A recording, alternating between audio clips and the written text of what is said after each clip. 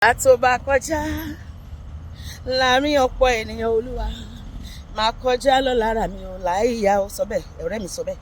Gbà tó bá kọjá, Jésù ń kọjá lọ, lọ́wọ́ báyìí. Bẹ́ẹ̀ ni ó máa ṣe ìwòsàn, ó máa ṣe dídára, ó máa ṣe ìmúláradá nínú ayé mi àti ẹ lónìí.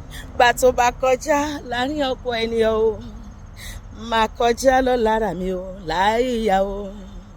Ọwọ́ olúwa bẹ̀rẹ̀ iṣẹ́.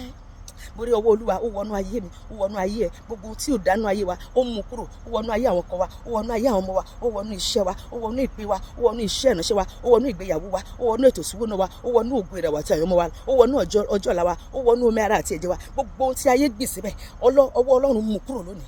Ọwọ́ olúwa bẹ̀rẹ̀ iṣẹ́ agbára, iṣẹ́ tí ń bani lẹ́rù. Ọwọ́ olúwa wá táyé mi ṣe. Ọwọ́ olúwa ó ṣiṣẹ́ agbára, ọwọ́ tí ò ṣe dá dúró. Gbé ògo mi jáde ní ọ̀nà tí ò ṣe fọwọ́ bò. Gbé ògo gbogbo ọkàn tó ń gbọ́ mi tó wò mí ní àgbáyé jáde ní ọ̀nà tí ò ṣe fọwọ́ bò, ní ọ̀nà tí ò ṣe dá dúró. Ọwọ́ olúwa gbé ire wa lé wa lọ́wọ́ ní ọjọ́ tòní, ṣàwárí ire wa ní orúkún mẹ́rẹ̀ẹ̀rin àgbáyé kò gbé lé wa lọ́wọ́.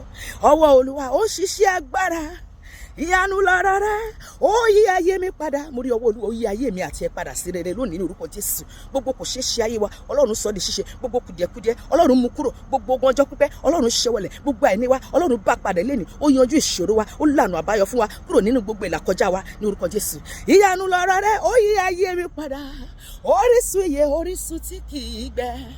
Ọwọ́ olúwa ó ṣiṣẹ́ agbára. Ọwọ́ olúwa ń bẹ lórí ayé mi o, kí ló ṣe? Ó ń gbé mi fò. Ọwọ́ olúwa gbé mi àti ẹ fò, ó gbé wa kúrò nílẹ̀ pẹ̀pẹ̀, gbé wa lọ síbi gíga. Mo rí ọwọ́ olúwa ó ṣiṣẹ́ agbára nú ayé mi àti ẹ lónìí. Ó mú wa kúrò lẹ́yìn, ó mú wa wá síwájú, ó dá làrú fún ìgbésókè àti ìgbédìde mi àti ẹ ní àkókò yìí. Ó fa orí wa sókè, ó yọ orí wa sókè, ó yọrí àwọn ọkọ wa sókè, ó yọrí àwọn ọmọ wa sókè, ó yọrí ìpín wa sókè, ó yọrí iṣẹ́ ìránṣẹ́ wa sókè, ó yọrí iṣẹ́ òjò wa sókè, ó fà wá lọ síbi gíga lórúkọ Jésù. Ọwọ́ olúwa ń bẹ lórí ayé mi o, má ṣe báyìí. Ó ń gbé mi fò, ó ń gbé mi sáré. Ọwọ́ olúwa mú èmi àti ẹ sáré kọjá gbogbo àwọn tó ti jà wá sẹ́yìn, ó mú wa bá wọn, ó tún mú wa jù wọ́n sẹ́yìn lórúkọ Jésù. Mo fọwọ́ mi kan Jésù, máa fọwọ́ kan nínú ẹ̀mí. Ìṣòro mi fò lọ, mo rí ìṣòro ayé mi fò lọ lónìí, mo rí ìṣòro ayé rẹ náà ó fò lọ sórí, máa wò nínú ẹ̀mí. Bẹ́ẹ̀ ni ọwọ́ olúwa ó mú ìṣòro ayé mi àti ẹ kúrò. Fọwọ́ kan mi o Jésù, fọwọ́ kan mi. Bàbá wa fọwọ́ kan mi o, ọwọ́ ìyanu rẹ máa sọ bẹ́ẹ̀. Jésù wa fọwọ́ kan mi o, kí n lè rí ẹ̀rí jẹ.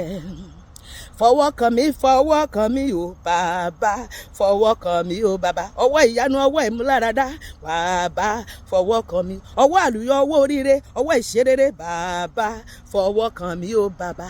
Ọwọ́ olúwa ó wọnú ayé mi àti ẹ lónìí, ó sì tún ayé wa ṣe lórúkọ Jésù. Àmín.